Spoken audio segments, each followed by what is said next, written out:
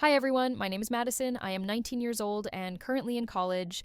My dad, Mark, is 46 and remarried 2 years ago to Stephanie, who is 38. Stephanie has two kids from her previous marriage, Chloe, who is 10, and Tyler, who is 7. I do not live with them full time because I stay on campus most of the year, but during summer break, I usually come home, work part time at a coffee shop, and try to save as much as I can for school. I have always been the responsible one in the family. Even when my parents were still married, I was the kid who stepped up. By the time I was 16, I was helping my mom pay bills with my part time jobs, babysitting my younger cousins almost every weekend, and cooking dinner most nights because my mom was always exhausted from work. It was never a discussion, it was just expected that I would help out. I did not resent it then because I wanted to make life easier for my mom, and I got used to being the one people could rely on. My dad has always been strict, and when he married Stephanie, things shifted. To put it bluntly, Stephanie and my dad treat Chloe and Tyler like they are royalty. They are spoiled, catered to, and rarely told no. Meanwhile, I am treated more like the built-in helper. When I come home for summer break, instead of seeing me as a daughter who has been away, they see me as another set of hands. This summer, Chloe and Tyler had a long school break. I guess Stephanie and my dad had already made plans for themselves because one evening I came home from my shift at the coffee shop and found a paper sitting on the kitchen counter. It was a schedule, neatly typed, with my name at the top. It outlined every single day of the week with time slots for when I would be watching Chloe and Tyler. I looked at it in disbelief and asked them what it was. My dad casually said that it was the kids' summer care schedule and that I would be in charge while they were on vacation and during their outings. I told him that I had work and online summer courses to manage, and Stephanie actually cut me off mid-sentence and said, "We don't care what you think. This will give you experience, and family helps family." That was it. No discussion. No offer of pay. Nothing. At first, I tried to be reasonable. I thought maybe I could handle a week of it. I have babysat plenty of kids before and figured that even though Chloe and Tyler can be a handful, I could make it work if I balanced my shifts carefully. That illusion shattered quickly. On day one, Chloe demanded that I film her doing TikTok dances for almost 3 hours straight. Every time I put the phone down, she would stomp her foot and tell me that her mom always recorded for her without complaining. Tyler, on the other hand, sat next to me and asked 100 questions about how much money I make at the coffee shop. When I told him my hourly wage, he snorted and said, "That's it." My mom spends more than that on her nails. He then went on to tell me that when he grows up, he is going to make millions and never work at a place that smells like burnt coffee beans. By day 2, the kids had turned the living room into a disaster zone. Chloe wanted to make slime, and Tyler thought it would be funny to pour grape juice into the mix. It spilled everywhere, all over the rug and the couch. I tried to clean it, but it left stains. When Stephanie came home, the first thing she did was look at the rug and frown. Instead of asking what happened or if I was okay, she looked straight at me and said, "You should have been watching them better." That was the moment something inside me started to shift. On day 3, I came home from a morning shift at the coffee shop already exhausted, and the kids were in rare form. Tyler decided to climb onto the counter to grab cookies from the top shelf, slipped, and fell. He was fine, just startled, but he screamed like he had broken his leg. Stephanie called me while I was trying to calm him down and asked why he was crying. When I explained, she sighed dramatically and said, "Madison, you have to be more responsible. You know he is curious. You should anticipate these things." I hung up the phone and stared at the mess in the kitchen, the kids bickering behind me, and felt a wave of anger I could not shake. It dawned on me then that no matter what I did, it would never be enough. If the kids were happy, I was ignored. If they misbehaved, it was my fault. If I tried to balance my job and my schoolwork, I was told I was being selfish. My dad did not defend me once. Every time I tried to explain how unfair this was, he would just say that I should be grateful to have a family to spend time with. The truth is, I love my dad, but he has always had blinders on when it comes to Stephanie and her kids. I was used to being responsible, but this was not responsibility, it was exploitation. They did not ask me, they told me, they did not thank me, they criticized me. And the more I thought about it, the more I realized that if they were going to treat me like I had no say, then I was done making their lives easier. That's when I decided if they don't care what I think, then I don't care about making their lives easy. So here's what happened next. I stopped bending over backward. Instead of being the unpaid, full-time babysitter they assumed I would be, I decided to follow their carefully typed schedule to the letter. No more improvising, no more scrambling to entertain Chloe and Tyler, and no more going out of my way to make their days easier. If the paper said arts and crafts from 1 to 2, I would hand them markers, paper, and scissors, then sit down with my laptop to do my summer coursework. If they started whining or fighting, I would remind them that this was arts and crafts time and return to typing. If the schedule said outside play, I would open the back door, point outside, and sit with my textbook while they complained about the heat. At first, the kids did not understand what I was doing. They were used to adults bending rules to make them happy, but I wasn't about to break the contract they themselves had placed me in. When Chloe asked if I could take her to Target to buy new beads for her bracelet kit, I told her calmly that I did not even own a car and that the schedule only said arts and crafts, not shopping. She stomped her foot, yelled that I was the meanest person alive, and cried that she wanted her mom. I let her sulk and went back to my homework. Tyler was no better. One morning, he begged to play Fortnite at 9 a.m., but the paper clearly said outside play until 10:30. When I told him to grab a ball or chalk and head out back, he staged his own protest by sitting on the porch with his arms crossed until his face turned pink from the sun. I gave him sunscreen and water, told him to come inside if he wanted, but reminded him that the schedule was not mine to change. By midweek, the cracks were showing, the kids were cranky, the living room looked like a war zone because I stopped doing their constant cleanup for them, and dinner time was an ordeal because they refused to eat what I cooked unless it matched exactly what they liked. Stephanie and my dad had assumed I would keep their house spotless while entertaining the kids, but all I did was ensure no one was injured and that the schedule was followed. The irony was that the more I stuck to their own plan, the less they could accuse me of being careless. When Stephanie came home one evening and found the house messy with markers all over the floor, grape juice stains still on the rug from earlier in the week, and Chloe sulking because she did not get a shopping trip, she was furious. She pointed at the living room and demanded to know why it looked like that. I told her I was just following the schedule. I reminded her that I was supervising arts and crafts, which is exactly what the kids had been doing, even if their idea of arts and crafts was covering every flat surface with doodles. She snapped that I was supposed to actually take care of them, and I looked her straight in the eye and said that she had told me she did not care what I thought, so I assumed she did not want me to improvise.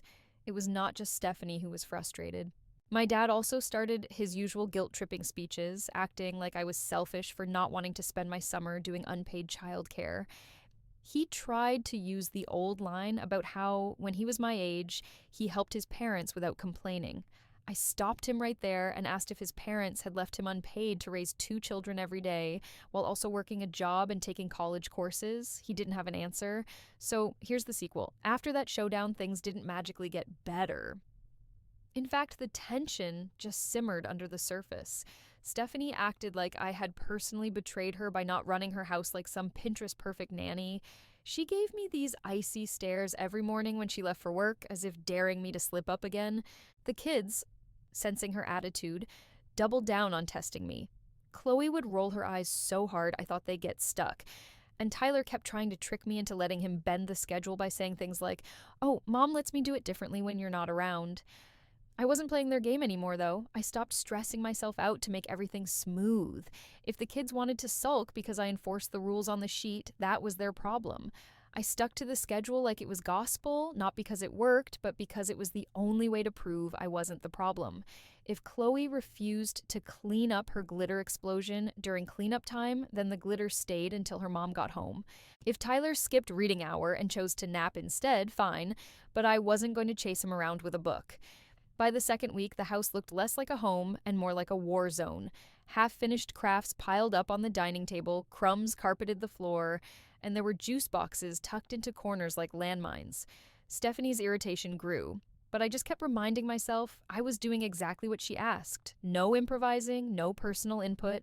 The real breaking point came when Chloe melted down in front of her mom about how unfair I was. She whined that I wouldn't take her to the mall, that I wouldn't buy her snacks at random times, that I wouldn't let her have friends over during quiet reading. Stephanie gave me this look like she had finally caught me in the act of being cruel. She said I wasn't creating a fun environment. I told her that wasn't my job. My job was following the system she laid out. If her kids hated it, maybe the system wasn't working. That didn't go over well. She went off about how she worked all day and deserved to come home to happy children and a clean house, not chaos. I just reminded her again that I wasn't her housekeeper or her co-parent, and I had my own life. She muttered something about responsibility and gratitude, but at that point, I tuned her out.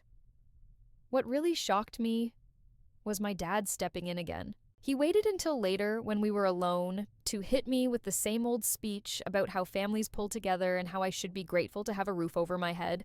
I asked him if pulling together meant his daughter's education and sanity were less important than babysitting kids who weren't even hers. I told him I already cooked my own meals, did my laundry, and paid for my phone bill, so it wasn't like I was freeloading. What I refused to do was let Stephanie dump her parenting onto me for free.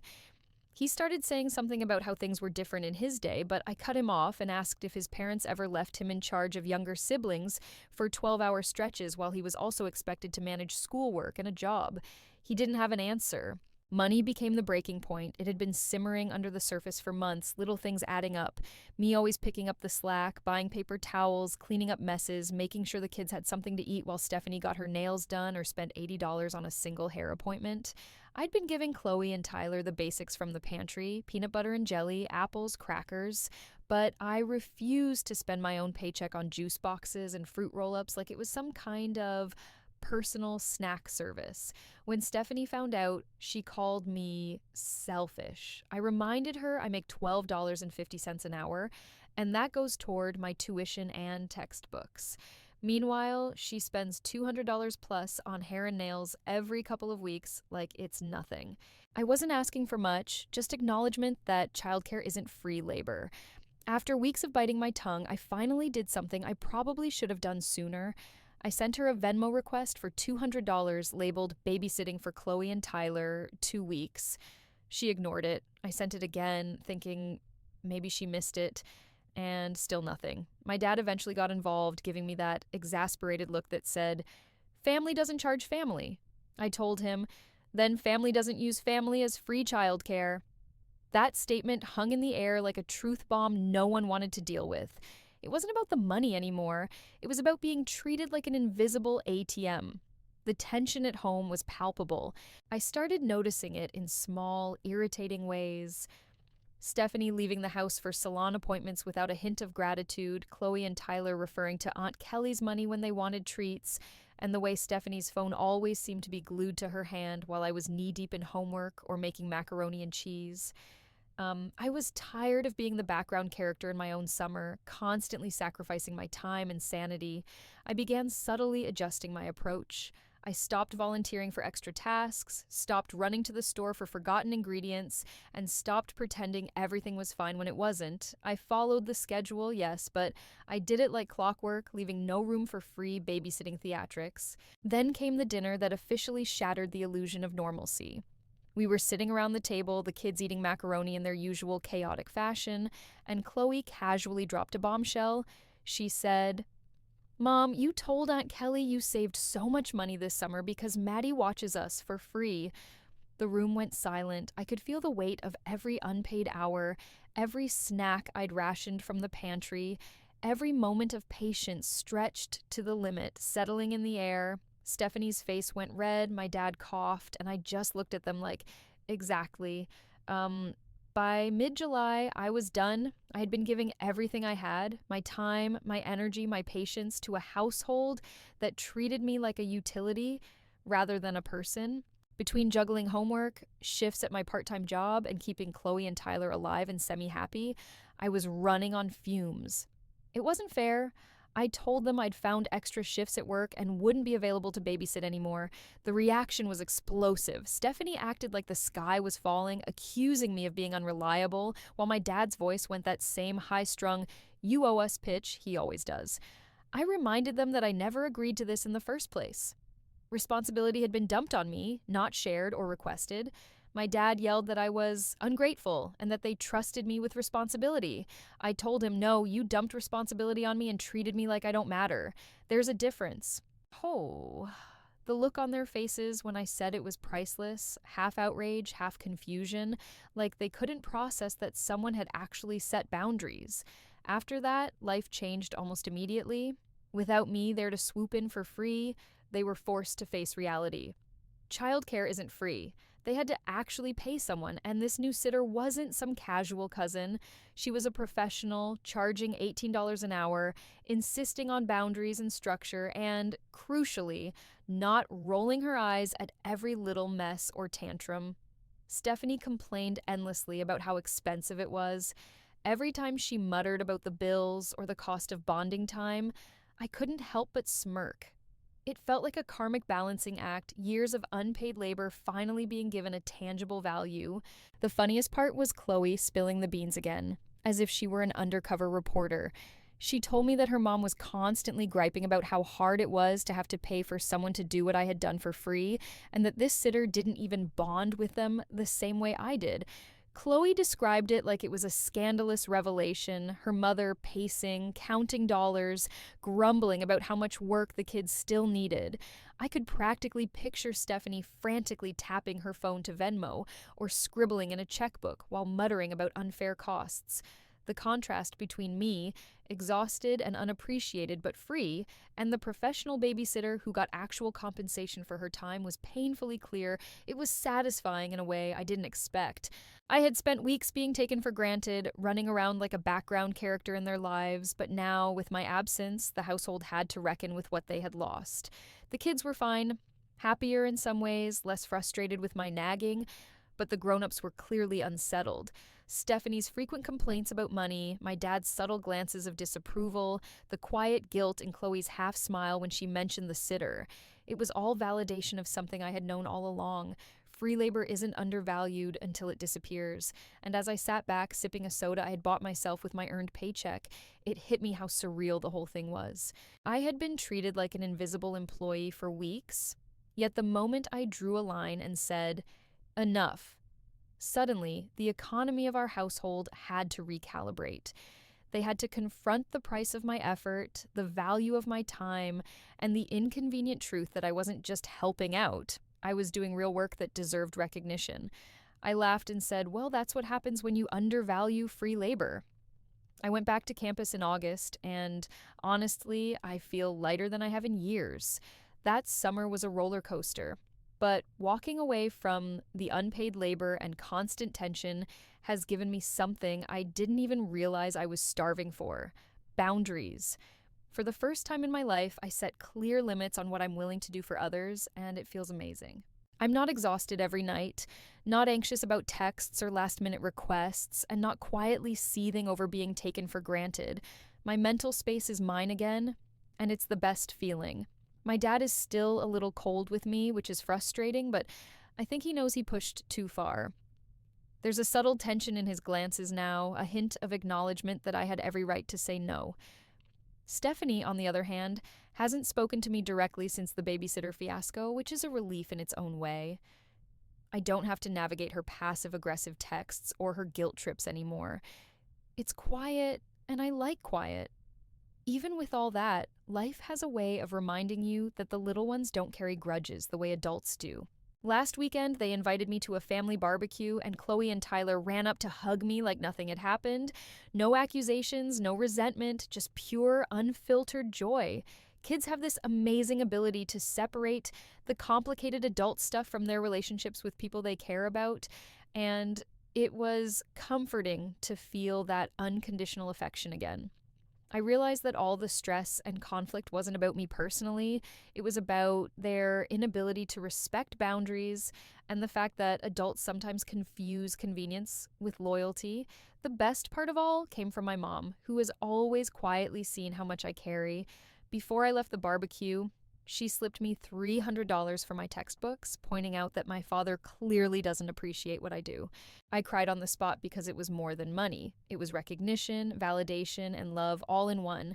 She has always been the one who actually values what I do, the one who notices the sweat, the late nights, the compromises, and the constant mental load. That small act reminded me that while some people will take your effort for granted, there are always people who see it, honor it, and are willing to support you unconditionally. So, yeah, the summer taught me something huge. My dad and Stephanie learned their lesson. I am not their free babysitter. If they don't care what I think, if they don't value my time and energy, then they don't get the benefit of my help. I'm finally realizing that saying no doesn't make me ungrateful. It makes me sane. It makes me human. And that's the takeaway that I want anyone reading this to understand. Boundaries aren't mean, they're necessary.